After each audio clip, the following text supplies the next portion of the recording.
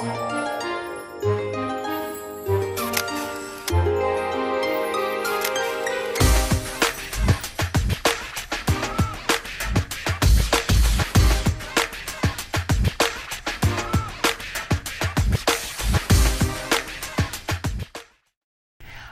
the Cuff, and today we have with us Dr. Sabrina Jackson. She is a speaker, a trainer, an author, and also the owner of Sabrina Jackson Enterprises, LLC. She is a speaker, trainer on both faith-based and corporate communities, correct? Yes.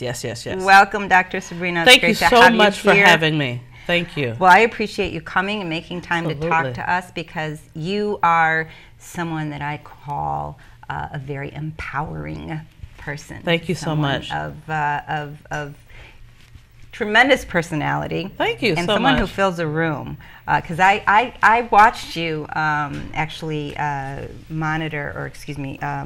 moderate. Thank you. Mm-hmm. Moderate a panel not too long ago, and you just had everybody jumping and excited and everything else about the topics, especially regarding women. Exactly. I know you're a huge advocate of empowering women. So tell us about that, and tell us about your focus in your career as a speaker and as a trainer. Well, first, speaking is something that I stumbled into. My background is clinical in nature. I'm a therapist by trade, and so I was busy doing therapy, and I got my master's degree at 23, so I was busy working. Overachiever. Yeah, a little. It's funny, my son got his at 23 too, so that's what I say. Wonderful. We get it done. We get masters at 23 in our house. That's what we do. But as I was doing that, I felt like, is this it? I'm going to do this for the rest of my life? I wanted to do something different. So I was someplace speaking, and someone says, oh my goodness, would you come and speak to us about some topic? And I said, well, I guess I will. And I really stumbled into the speaker's world, but I love it. It is definitely my passion. Mm-hmm. It's my gift. And so sometimes you have to discover what your gift is, and after you discover it, you have to spend time developing it, and then after you develop it, you must deliver it. But too often people get stuck in the discovery and the development, and they don't ever move to delivery. So that's what I do, as I help people pull out of them what's in them, and then get them to the point that they're delivering it to the world, because that's who it's for. So what are the tools that you offer for people that are sort of stuck, don't know where they're going, look at the future, see not much happening, and really don't have a focus and a direction. They may be talented, they may be educated, but they just don't have a focus. They just don't have a focus. Well, of course, we can do some coaching with them. And in my coaching program, which is called Sheer Success, and Sheer Success is really trying to get you to look at the 12 major areas of your life, because I really believe if you look at all the areas and you cover something in all of them, it'll move you to that point that you have focus, because it's not you just staying stuck in one area. I think that's what a lot of people make the mistake of doing, is that they don't look at themselves in totality. One of the things that may propel you to your greater good may be over in your cultural and educational pieces and things of that nature, or things you do for fun. Because a lot of time the things that bring us the most joy is what gives us that space of energy that then we can draw joy to us. And so I really help people to get to that point. How do you get them to want help? Oh, I ask a question. This is the first question I ask, even if I'm doing it in a clinical sense. If I'm doing counseling or if I'm doing coaching, it's the same question. The question is, if you look at your life today, do you like it? If the answer is no, are you willing to do something different to change it? If you're not willing to do something different to change it, I can't help you. Right. But if you're willing to do something different, I got some tools, tips, and techniques for you. That work. Absolutely. So how do you approach, let's say, a room full of maybe corporate executives that are facing the current environment and dealing with, some people deal with the public as a whole, some people deal with their staff. What message do you give them in regards to our current environment, where we have an increased rate of hate crimes? Maybe, I hate to say this, but maybe a carte blanche of wearing your racism on your sleeve. and dealing with, trying to keep and create more cohesiveness within an organization, a corporation, and really within the people in that organization. Oh, that's a loaded question. I know. Thank you very Just much. kept going. Loaded question. One of the things that I think is extremely crucial is for people to understand what they bring to the table. And that when you understand that you bring a level of enthusiasm, expectancy, and joy, if you bring that, it's contagious. So oftentimes what we focus on is what grows. So if we spend all of our time thinking about all the things that you just named and all the negative things that are there, we can't ignore them. However, we have to give the things that bring us joy, that gets us excited, that gives us vision, more time and more headspace than we do the negative. Because if we give the negative more time, that's what's going to grow. But if you give the positive more time, I guarantee you that's what's going to grow. So oftentimes when I go into organizations and they invite me in and talk about diversity or team building and effective communication, I ask the same question. And the first question I ask every place I go is, what are the top 5 reasons why people fail at what they do?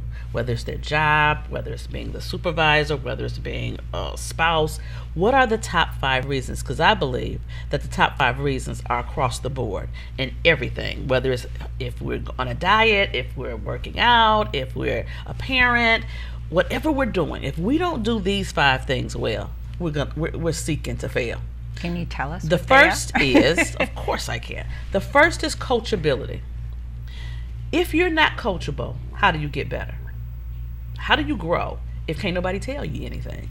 So you have to be open to being coached. And oftentimes when we take feedback and we don't implement it, we're setting ourselves up for failure. Because oftentimes what we do when we get feedback we don't like, we become negative, we become defensive, we may ignore it, we'll compare apples and oranges. Someone says that you're late all the time, and then you'll go, but I stay late. But you staying late has nothing to do with you being late. If I need you at 8 a.m., I need you at 8 a.m. And you staying over past your time is really a manipulation on your part to continue to get your amount of money that you need, but it's not meeting the need of the position that I have you in. So you have to ask yourself in every position, and as a wife, as a mother, as a soccer mom, whatever you're in, how coachable am I? How open am I to feedback? To change and feedback, sure. And you got to ask yourself. And that's the biggest hurdle, I think. That's the biggest hurdle, especially because when we look at in the workplace, we get trained in things, we take trainings and things, but when we go into our personal lives, most times we don't take training. We don't take a training on how to be a wife. We don't take a training on how to be a parent. We just don't until something's wrong. Then something's wrong and someone makes us, then we do. But what if we get to the point that we're looking for opportunities to be coached?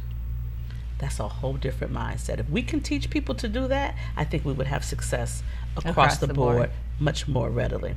The number 2 reason why people fail is emotional intelligence. And emotional intelligence is seen when you lack the ability to control and manage your own emotions, but secondly, to accurately assess the emotions of others. So you're either the type of person that you can't say boo to because you're cussing or crying or fighting, or you're the type of person that pushes people till you don't push them over the edge, and so then they wait for you in the parking lot after work. So you have to make sure that you read the emotional lens. And sometimes that's a subliminal kind of act because we don't want to face those things and we want to push things away, so we don't have to be face to face with them. So that's because and that goes to the type of personality you are. There's some type of people that like it. There's other people that repel it. So you have to know how you're wired so that you can deal with whatever's coming your way. Number 3 reason is motivation. And motivation is when people lack their own ability to reach their own highest potential. Those are the type of people that do just enough to get by. So they'll get rolled up, but they won't get fired. And I have a disdain for people that do that sailing. Just sort of come to the edge and then go back. Yeah, just, but they're never going to do anything to excel. They don't try to excel. They murmur and complain about those who do excel. That can create poison. in the workplace. It really can. Or in your family or wherever. The number 4 reason is temperament or personality type. And those are the people that don't have the personality for what they're doing. So you are a teacher, but you don't like kids. That doesn't go together. That don't go together. But there are people, you don't like people, but you're the customer service person. You don't like to talk on the phone, but you're working on the phone. You have to understand, again, how you're wired. You have to find your passion. You have to find your passion. And the second piece to that is you don't have the skills, you don't have the personality for the position, but you also are not prepared for the work environment. So you may not fit that work environment. You may have the skills, but you don't do well with teams, and it's a team type of environment. So you have to make sure that when we go to hire, we hire for both. And we have to ask questions for both. And then the last thing is the functionality or the skill set necessary to do a thing. And again, like I said, in the workplace, we do the skill set. We get the training. But in our personal lives, not so much.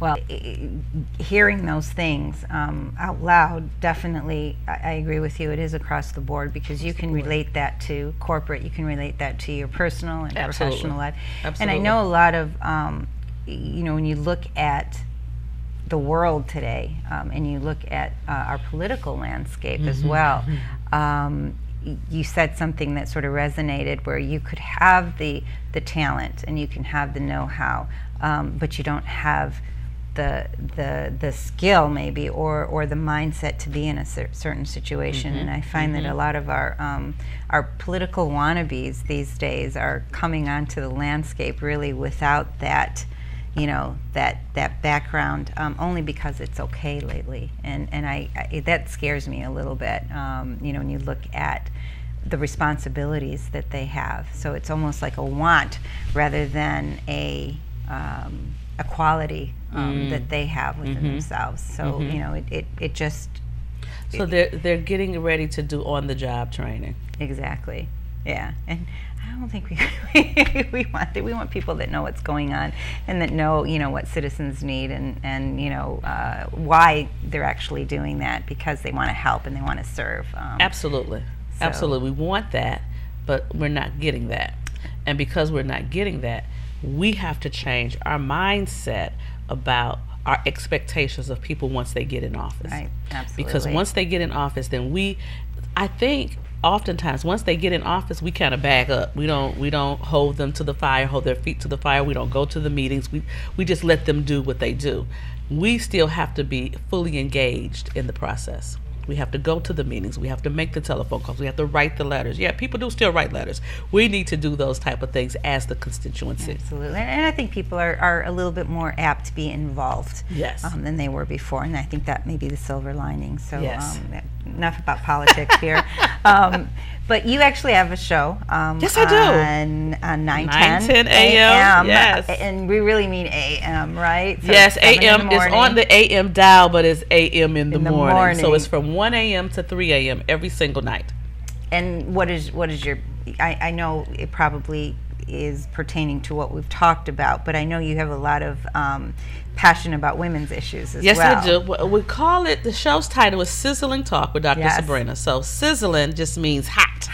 It's hot stuff. So, and it's adult. So we talk about adult topics. So we do talk about sex. We do talk about, because I say all the time, I want to help people make that part of their life one of the best parts of their life. And I think that oftentimes, especially in the church and things that we've learned, that we have become to where it's not enjoyable anymore. We think it's just for procreation. No, it should be enjoyable. And you should be able to communicate to your partner what you like, what you don't like, things of that nature. And so we talk a lot about that. And we have a guest on that talks about their experience, because I believe that education is powerful when you implement the education. It's not powerful if you don't do nothing with it. Absolutely. So. Do you think our young people these days that are, on the verge of, within relationships and moving forward, do you think that they are equipped emotionally? I think, and I almost sound like my mom here. Well, our generation was a little bit different. We looked at things a little bit differently. But do you think that the outside things that they are being exposed to really affects the way that they move forward in their lives, in their personal lives, and even relationships and marriage and, you know, and children. Everything is okay. Everything is, you know, and that's what I think about in terms of the next generation. Is everything going to be okay in regards to what they're doing? Not in regards to, you know, the health situation or, you know, the healthy situation, but everything is. There's no boundaries. Everything is okay to do. There's no boundaries. But I will say this: one, there is nothing new up under the sun. So the things that we're talking about as far as technology and the internet, and they have all this access to information and things of that nature, that's new. However, how we are in relationship to, you know, we talk about teen motherhood. Teen motherhood is not new. There's nothing new about that. People getting involved in multi-partner relationships, that's not new. So there's really nothing new. It's just that they have access to information quickly. But I will say this: when people are socialized different, and when they get here as children, how they process is different. Right, the processing is different. So all the things are different. So will they be okay? Absolutely. Because as they continue to grow and matriculate, how they navigate their world is going to work for them. That's how the world happens. So when we look at things that happened in the 60s that are, you know, my parents were like, oh my God, or their parents were, oh my God, they were able to navigate it. And I just believe that that's the way the world works. And that as we look at it, it freaks us out, but they're going to be okay. Because I look at my son. My son's 24. My son has his master's degree. He's dating, has a significant other. Okay. Exciting. You know, but their life at 24 is so different than my life at 24. Like, they were on vacation and they like went out of the country on vacation. I wasn't thinking about going out of the country on vacation. And they did the Airbnb, and they, you know, they were able, and they had a ball. So, you know, they're gonna navigate. It's a different world, but they're gonna navigate it. You know, I was in this conversation with somebody the other day, and we were talking about the fact that kids have everything at their fingertips on the cell phone. I mean, anything they want is right there at a very young age. I mean, you have 5, 6-year-olds. 2-year-olds that can take pictures. 2-year-olds, yeah. That can take pictures with your phone. They Absolutely. can take the picture. Absolutely. And so they seem to be exposed to more information, and the information that I don't think they're emotionally capable of processing yet. So I guess that's where, you know, my concern is that they have this information, they're not emotionally stable enough, or, you know, emotionally mature enough is the word, to process it, yet it's right there. And so how do you have that guidance to be able to make sure, you know, this is not, you know, reality, you know, this is not how things work. One of the things that I tell parents all the time, and I talk about this in my book, you have to be that voice in your child's ear. You have to be the person that their go-to. And the way that you do that is that you have to have an open door policy that whatever they want to talk about, you can talk about it, even if you're mortified. Mortified. I remember my son and I had done that. He said something and I went, okay, talk to me. I had to have a woosah moment, just so my face wouldn't go, Sure. What? But I want him to be able to come to me and talk to me, because I can give him a vantage point and a viewpoint that all that stuff he pull up on the internet is not going to give him. We want to give them real life, real examples. And so my thing was, if he's old enough to ask, he's old enough to know. And so they may grow up a little more, they grow up a little quicker, they may mature in areas quicker, but even just watching the news. Yeah. You don't even have to have the internet, just watching the news. My son was young when the Monica Lewinsky thing happened. And I remember we were watching the news, and the President Clinton and his wife were getting off of Air Force One, and they kissed. And Marcel jumped up and says, "Why is he kissing that lady?" And I says, "That's his wife." "That's not his wife. Monica Lewinsky had sex with him." And I said, "Whoa. Okay, thank you, Mr. President, that I have to have this conversation." But I had it because it was the right time. In his mind, kissing equate it with being married. Right. You kissed who you married to. Him well. You kiss who you married to. And so we had the discussion. I said that, and that was an indiscretion, and that's what that was. And so, but that's his wife. And she stayed with him, and they are still a couple. They're still together. I've had many of those moments where, my kids would come to me, and I'd be like, oh. But I'd always think about, okay, do I just talk and say and converse with them because it's something that they're interested in? But then that fine line of, if I do that, it makes it look like it's okay. No, you have to be able to say that it's not okay. You have to be able to say, this is what the value is that we live up under. This is what you represent in the world. Because I would always tell my son, and we're Christian in our home, but I used to say to him, once he accepted the Lord in his life, whenever he would do something, I would say, now you say you're a Christian. I don't say you're a Christian. That's what you say. Right. That's what you say. And so what is the Christian way of doing this? And we would pray, we would go to the scriptures, but we would have those discussions even to this day. I love the fact that he's 24 and he still comes to me and sits at the end of my bed and goes, Mom, let me tell you what happened at the job today. I want that connection with him, and we should want that with our children. But I tell adults, when you get an adult child, you have to learn how to move from being the supervisor in their life to the supporter in their life. Right. And that transition for some of us are difficult because we want to tell them, and you can't tell them. And the way that you move past telling them is to ask questions. You got to ask the right questions that will prick the right thought process in them. So how do you do that without telling them and knowing that they're not doing the right thing? Well, this is the thing. As an adult, that you really can't make them do anything. They have to learn from their own mistakes, basically. Don't we? Haven't we? Yeah. Haven't we learned from mistakes? I mean, I can't. I always tell, when I pray, I tell God, I know and I thank God that he sent Marcel through me. But that's what he did. He sent him through me. And now as a grown man, he really ultimately belongs to God. And that God is going to be directing his path and giving him examples. And so a lot of times we think that they're just being bad, but it's a part of their process to become who God is going to make them be. Absolutely. You wrote a magnificent book called He's Not a Statistic. And you focus basically on single moms raising African-American children, which is extremely... Males, specifically males. Males, absolutely, which is extremely challenging in any realm, much less, that particular area. Tell us about that book and what was the revelations that you had through writing that book? Well, the first thing was people kept asking me, what did I do to raise or create a Marcel Smith? Because my son was just an amazing young person. And so people kept saying, well, how did you do that? And how did he do that? Because he graduated valedictorian of his high school class.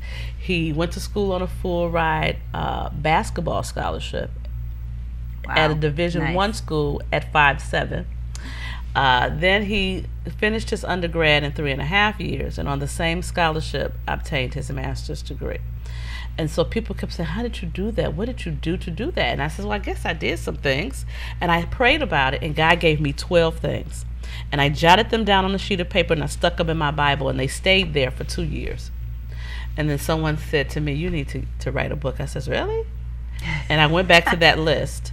And the reason that I got the title is that I was telling someone that when I became a single mother through divorce, somebody said to me, well, as a single mother and with a boy, he's going to be in trouble with the law. He's going to get kicked out of school. He's going to have violence. And I said, oh, no, my son won't be a statistic. Oh, no, not my son. It's like, right. Oh, no.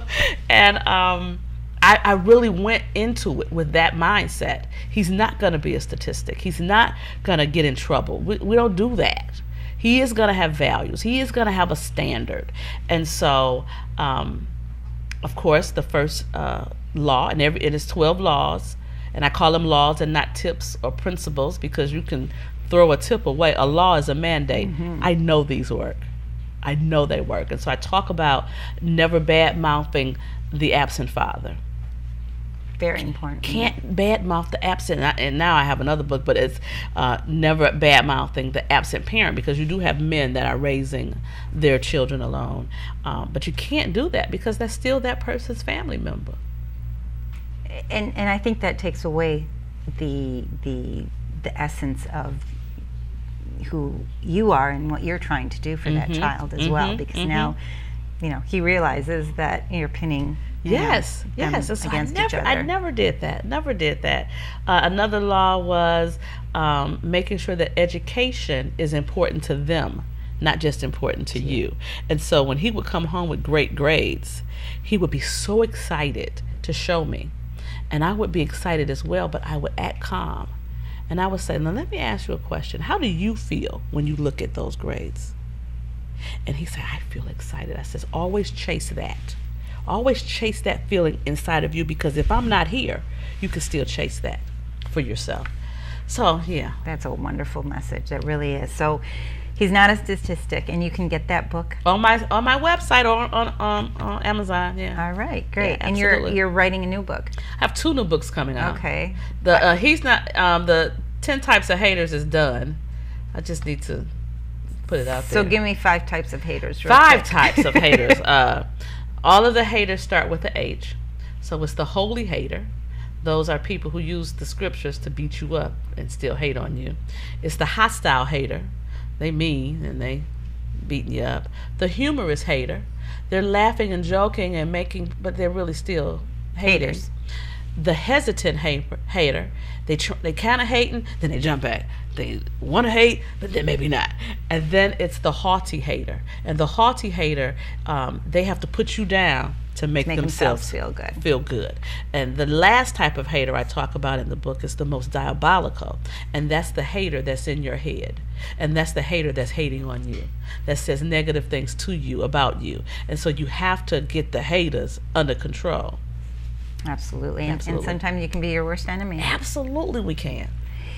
What would be your last word in terms of advice for our viewers out there who are trying to maybe raise a single child, or who are trying to find themselves, or who are trying to find a focus, who may be unemployed, feeling down on their luck, even maybe even a senior who finds themselves alone and trying to manage themselves? What would be your message to them? First thing is, it all starts with what you think.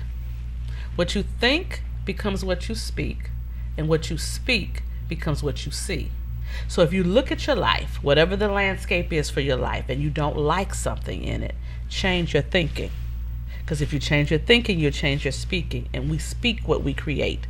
So if I want something different, I have to begin by visualizing something different. I have to see myself on that job. I have to see myself as a senior socializing with other seniors. I have to see myself with my child at an activity and my child receiving an award. You have to see it before you see it. I believe that with every fiber of my being. Absolutely. If you can visualize it, you can make it happen. Absolutely. And we're going to leave it at that. Thank you so much. Thank you so much. It was wonderful to have you. Thank you. I hope we can continue our conversation. You really enlighten me and inspire me. So keep doing that. Thank you so much. Dr. Sabrina Jackson, everyone. Thank you for joining us on Off the Cuff. Have a good day. Hope you got something out of this today. I know I did.